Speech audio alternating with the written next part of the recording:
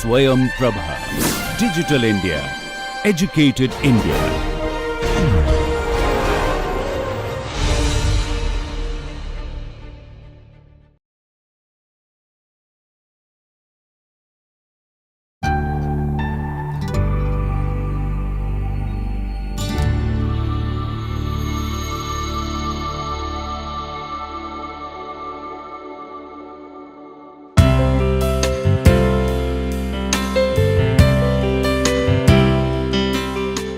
Hello, in this lecture we will discuss the various models and approaches for improving slums and squatters.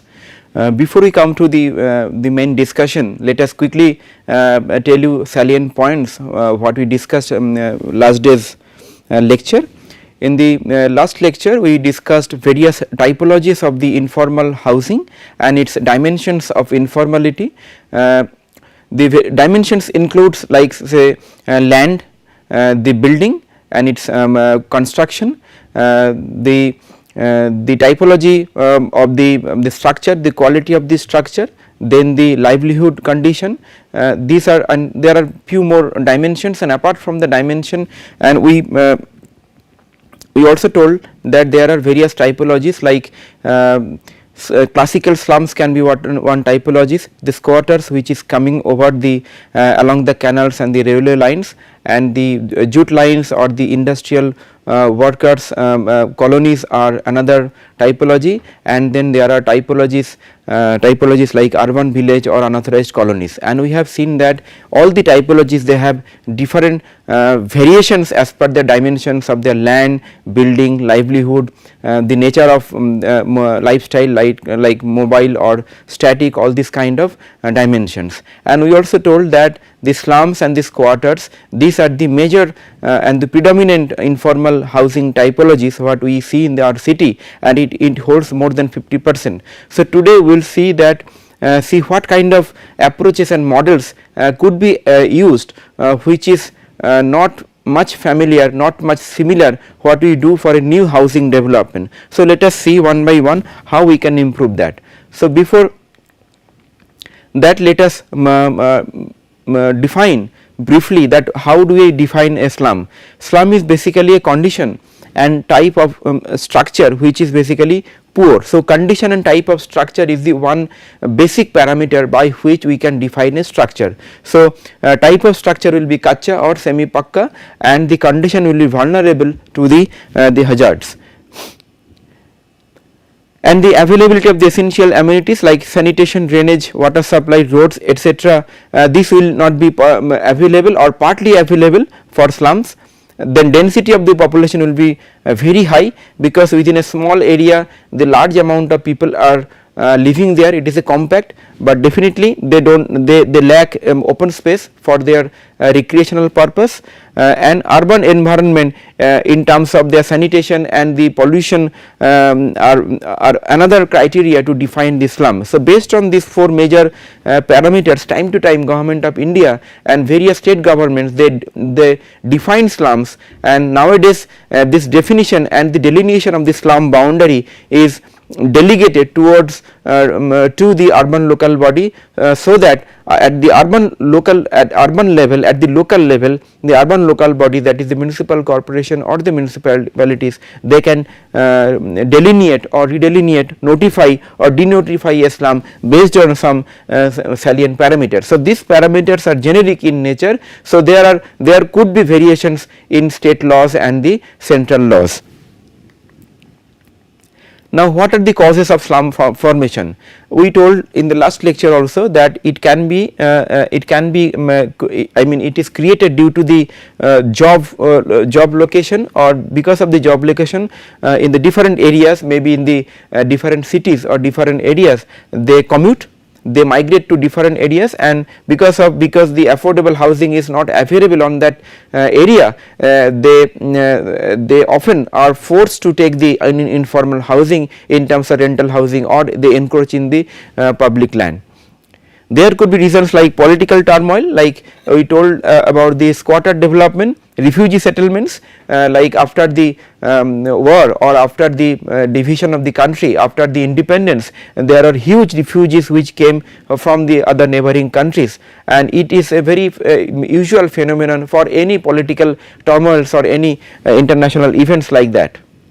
Then there could be internal problems like riots or religious or tribal problem in the states or in the trouble prone areas, and because of those areas people often migrate from the troubled area to the neighboring city areas, and because they do not have anything to survive there, any financial means, they often end up in the informal housing.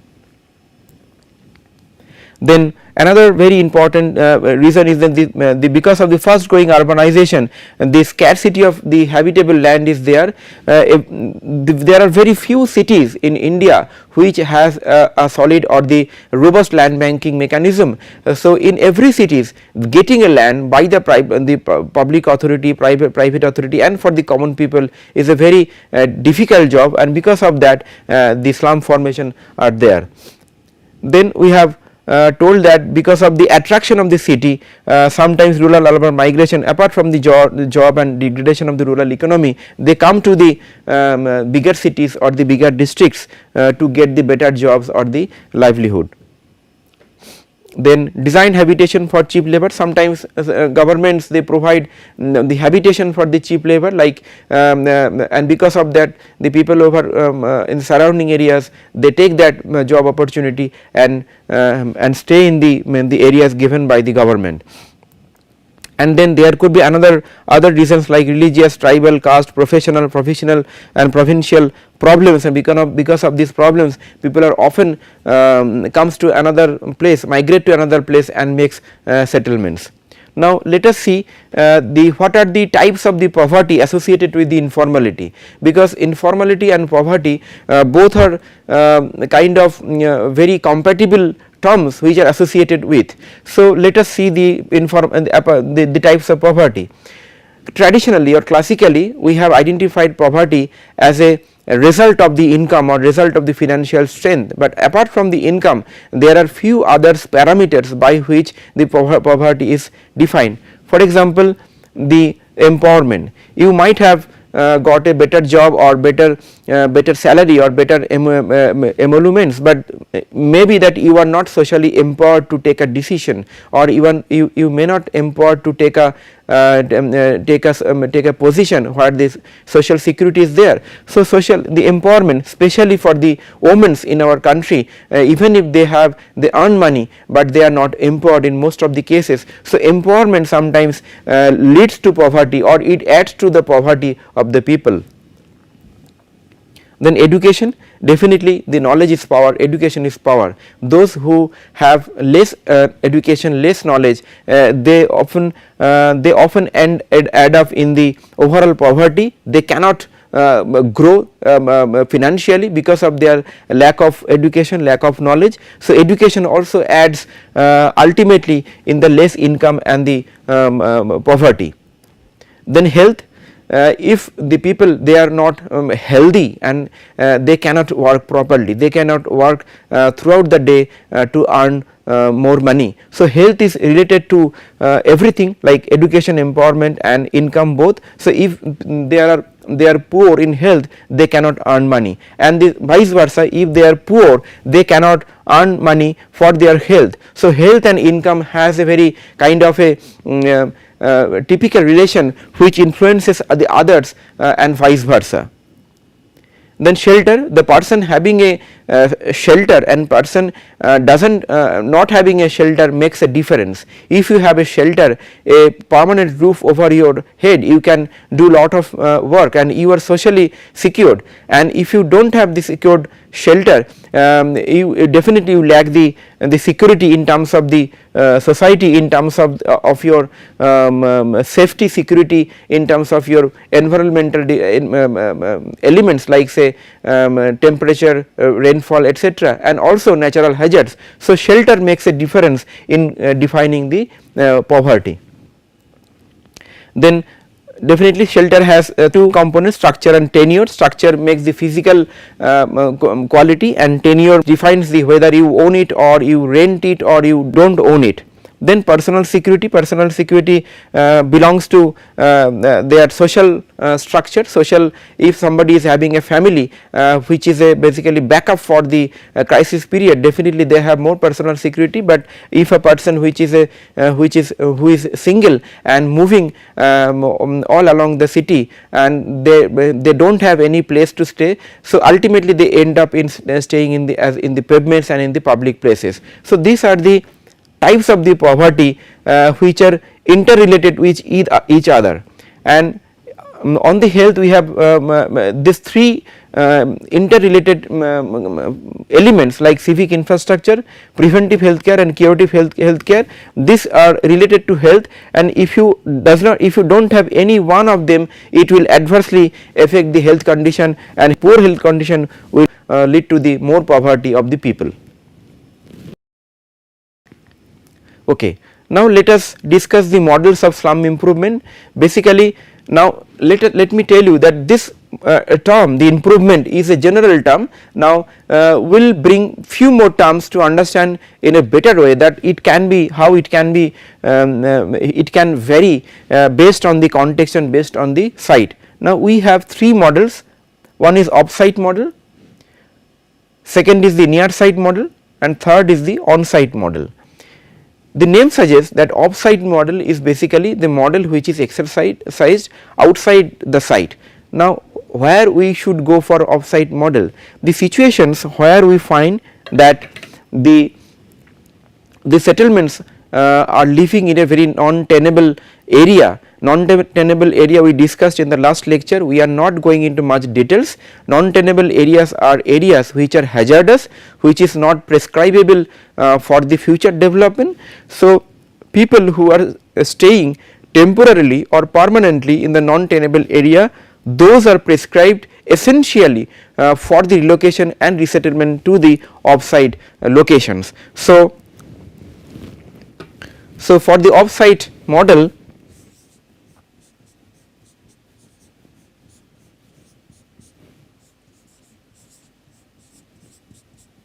basically it is prescribed for the non-tenable land,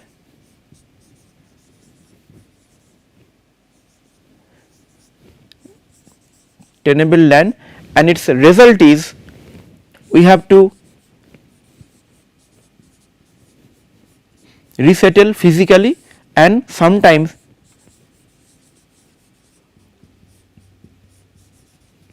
rehabilitate. So resettlement is linked to the house plus services or infrastructure, and rehabilitation relates to basically livelihood or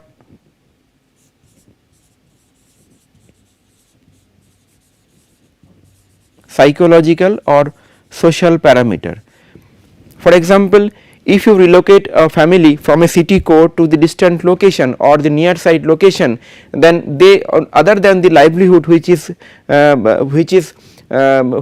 affected due to this resettlement, they also get some kind of psychological and social trauma. So how we can reinstate the livelihood and the mental condition so that they can again resume their work, they can resume their normal life. So resettlement and rehabilitation both are very important for the off-site model. Now as I discussed, the fundamental concept of making housing strategy, we discussed that the city core area and the new housing area. So this is the new housing area,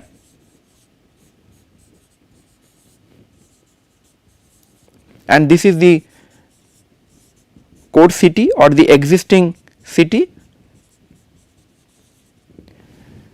Now based on our land availability, we can relocate the slums many places, but our approach or our effort should be there to relocate them in the near vicinity, so that the travel from their home to their job location is not very long, is not very far. For that reason, because we have experimented with several models for resettlement and rehabilitation in the far side, that is the beyond the city limit, like here. So, this kind of model, which is also termed as far side model, is never was successful, because if you relocate them in a very distant area, they cannot come, they cannot come to their own job location. So, for that reason we always encourage a site which is very near to their original site, which is called as near site model.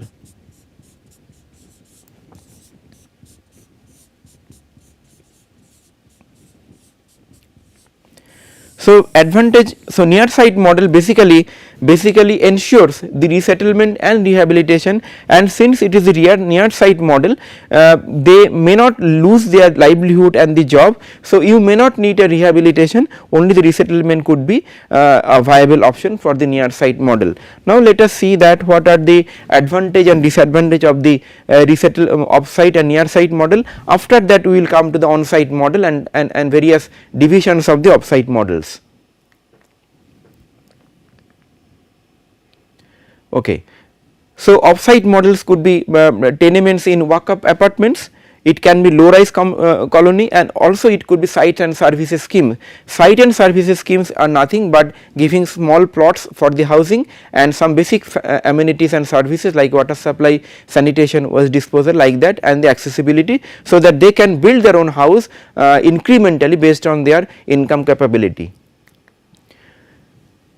So, off-site models like say far site or the near site off-site model, which is where we are relocating them in the other areas other than their own areas, has some advantage, like there are less boundary conditions because the land is available. You are relocating them in the new areas where land is available, land is not a problem.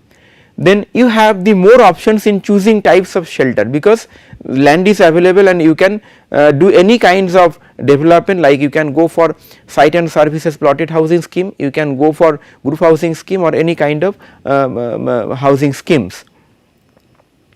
Then another very advantage is the existing space where the settlements vacated and they are relocated to another place. So, existing or the earlier site which is now vacated can be used for some other purposes as per your strategy or as per your overall plan of the city.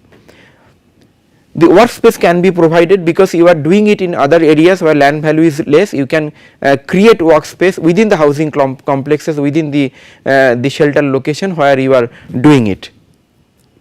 Better control over implementation, simply because you are relocating to the other place where the land is available, you have the land, and so the implementation is easier. You do not have any problem to getting the land to start the project, to construct the project, and to finish the project. So, it is very much convenient to implement that. Then economical compared to similar and on-site rehabilitation, because of the land value, the off-site locations are basically located in such areas where land value is less than the city core areas. That is why it becomes always economical. You can provide more facilities and more benefit to the people because the land value is very less. It may not require temporary rehabilitation because you are keeping them till in the place till the new projects or new housing areas are constructed. So, you do not have to bother about the transit accommodation which is otherwise required for the redevelopment models. Redevelopment models we are coming little later, but here in this case you do not need the transit accommodation. So, it can be acceptable to more affluent poor who can afford communication cost. So, in this model, since we are relocating for the little away from the city, the travel between the home location and the work location becomes the very crucial point, and those who are little affluent and can afford the journey cost or the transportation cost, it becomes acceptable to them, but otherwise the far site model or the off site model is not acceptable to by and large to the poor people. So, Most of the disadvantages includes the distance from the work site, disturbance in existing social, economic and cultural environment because of the new setting, the whole setting is new, the social, economic and the cultural environment. So, availability of the suitable land in the city core or the near location of the existing location, high land cost in the vicinity of the existing location. So, you do not get the land in the city core or the near location, you have to go to the far side or the distant location, that is one of the disadvantage for this model. Then complicated acquisition process, land acquisition always takes longer time. So, once the land is available, this project becomes very much quicker, but to acquire land, to assemble the land, this may take longer time based on the context and based on the capacity of the local bodies. Then as I told that the poor people, they have the low affordability for their journey cost, transportation cost and the housing. For that reason they cannot afford to come from the home which is distant, which is located in the periphery, and cannot come to the job location in the core city housing. The high subsidy leading to legal or illegal transfer. So, even if you provide subsidy and incentivize them to go to the far side location or the off site location, and it is not acceptable to them, in the most of the cases they end up in legal or illegal transfer, or those kind of speculation and transfer of the property is often visible, and they transfer the property and come back again to the city core and make another informal settlement. So, this is a very crucial issue in all this type of informal housing planning, how we can address this type of problem. So, off-site model definitely has this disadvantage. For any relocation or any resettlement, there is always a high expectation by the people from the government side, from the government. So, this high expectation may lead to dissatisfaction for the people, and it affects interests of house owners as no scope for renting is there, because most of the cases government does not allow formally to resell or to rent it out to the third party. So, because of this reason sometimes people because they do not enjoy the freedom, they do not enjoy the kind of freedom of handling the property, they do not accept this kind of relocation policies. Now, in the near site model, in comparison to the far site model, is better acceptable, because it can be small tenements in walk-ups. You can acquire the vacant land nearby areas which can be under the government. Already government has those land, and their government can end up can promote the compact development, high density development, and they can relocate them in a near site model, so that they do not lose the job, they do not lose their livelihood, and they can stay there. But near site model is a continuous process, because since the land availability is not much like the far site model, and so in the small parcels you get the land. So, the process of the near site model is always incremental in nature.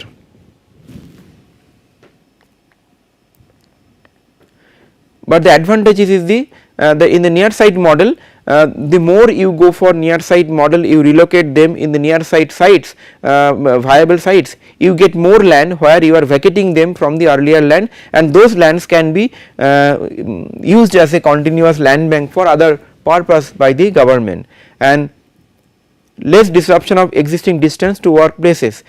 Unlike the far site model or the off site model, there is a less disruption and the less loss in the livelihood and the job location. They can continue their own job or the earlier livelihood, because they are located very nearby than their earlier livelihood.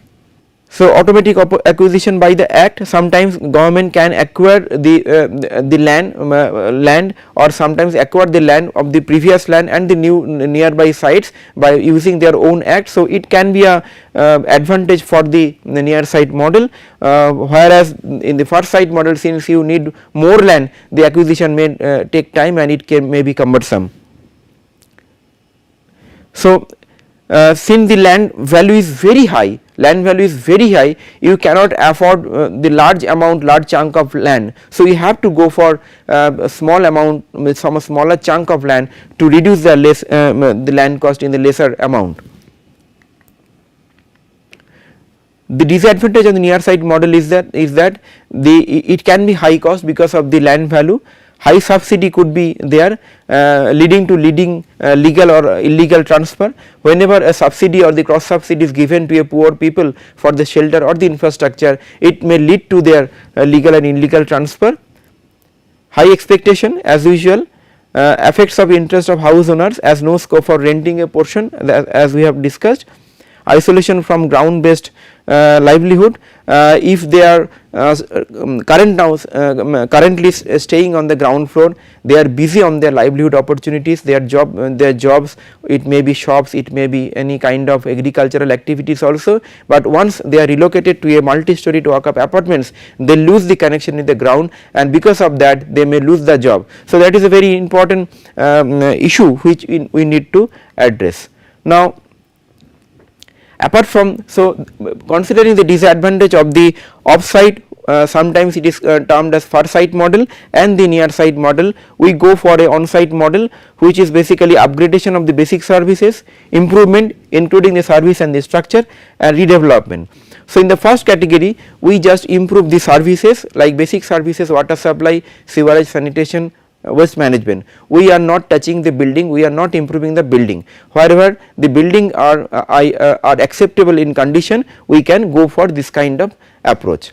Secondly, if we find that the slums are very poor in condition, in structural condition and in the service condition also, we can improve both the service and the structure both. So, those kind of models are called slum improvement model, and also we can go for redevelopment where we can dismantle or we can remove all the structures, we can relocate them temporarily to some transit accommodation and then rebuild the whole buildings on that site and bring them back in the site after the construction is over, and those kind of development is called as redevelopment. Now, I tell you two examples of the redevelopment. So, basically this two approach, upgradation and improvement approach, is on site approach, but it does not affect the building as such, it improves the service condition and building. But here it affects the life temporarily because you have to resettle them in a temporary transit location and bring them back, and to make the viable the project viable, you have to bring some amount of commercial viable use in that particular project in terms of commercial development or in terms of residential development for the higher income group or the middle income group. So, conceptually, if this is the site of the slum location, after the redevelopment you may consider one portion of the site to locating the slum population, to rehousing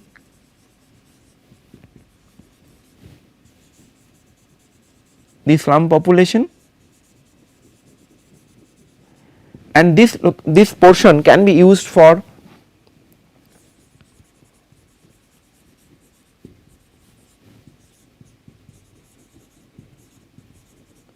commercial viability, because the whole project has to be viable financially.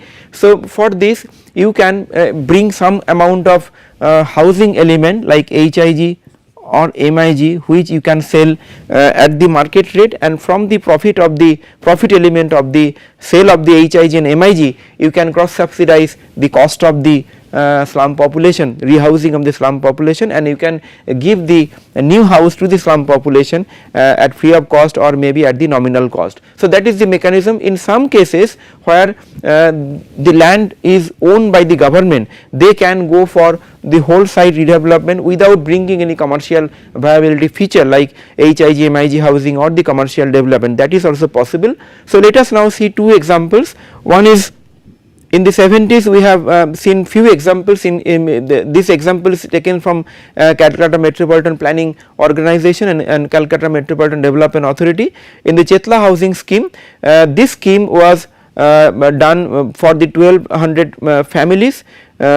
here no beneficiary participation was considered.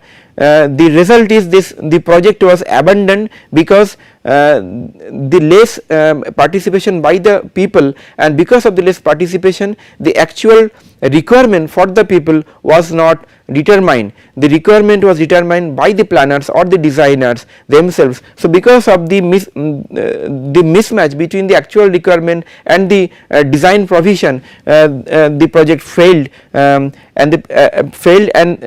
because of the opposition and the protest, the government had to take back the project. So, that is the very important learning, that unless until you involve people in the decision making project, you cannot determine their need from your side. It is the participatory method what you have to consider.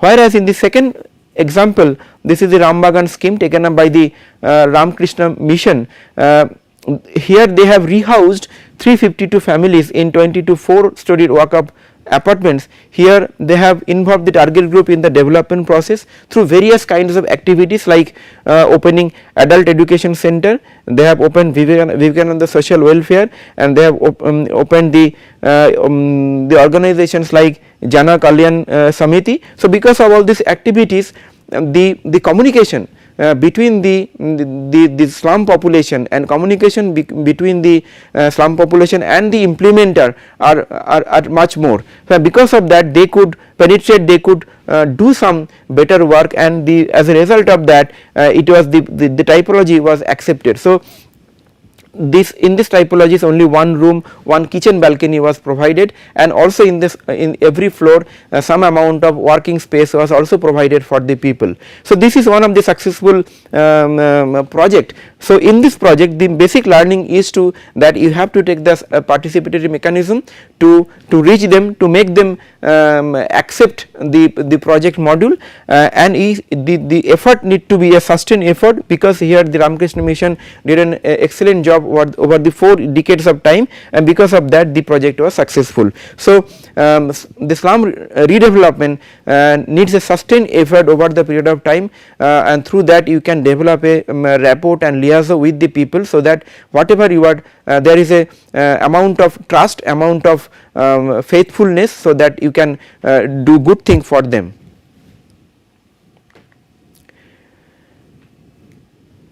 So, one before I conclude, one very important concept related to land redevelopment is the land sharing. Here in this example we have told you that in some portion people are coming, you are housing the people in some portion, and another portion you are giving to the commercial viability. This kind of mechanism is called land sharing, but this mechanism is possible if the government is having the land. But if the land is owned by the private agency or private company or private person, this kind of land sharing needs lot of negotiation, lot of persuasion and sustained effort, as we have seen in the Rambagan case. So, other than this effort or the negotiation and the participation, the land sharing and the redevelopment may not be successful. That is the key learning from the redevelopment approach. But one of the major changes in the recent development, recent policies in the housing is that we are trying to redevelop the slum population on the same site, except those cases where they are staying in the non-tenable or the hazardous land. Other than those cases, we are rehousing them, we are developing them, or we are keeping them in the same site, so that they can continue their own livelihood and they can get a better housing for their future. So, next lecture we will discuss the strategies, housing strategies which could be taken for unauthorized colonies and urban villages. These are different kind of informal settlements. So, what kind of policy could be taken, that we will discuss. So, today we discussed basically the models of the slum improvement and the squatter improvement. We have discussed 3 basic model. One is the off-site model. Off-site model is also called as a far-site model. The second model is the near site model, which is near to the job location, and third model is the on site model. The far site model is not much acceptable because it lacks the connection between the job and the home, whereas the near site model encourages or ensures the job and the home movement, and near site model is comparably much acceptable than the far site model.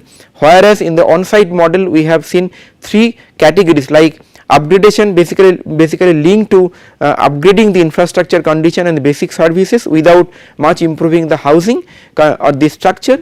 The improvement deals about the structure and the infrastructure, whereas the redevelopment basically deals about the rehousing of the whole population by rebuilding the buildings and the infrastructure, and during the construction period shifting them temporarily to some transit location, so that they can come there after the construction is over. And for the redevelopment we told that it is essential to have a participatory method, to have a constant negotiation and constant effort, considering the intricacy and the complex nature involved in the redevelopment process.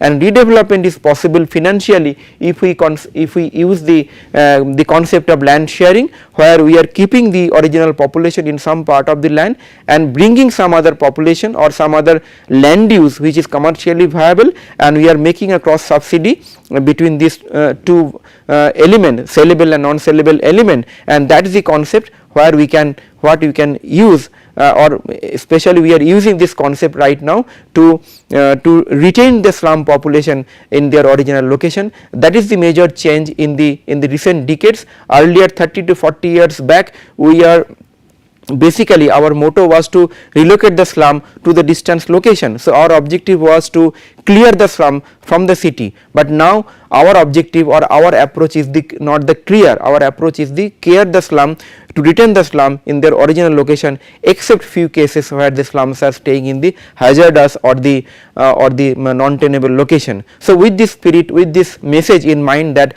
this transition from clear to care for the slum population or the informal housing, we end this lecture. In the next lecture we deal some other typologies of the informal housing. So thank you.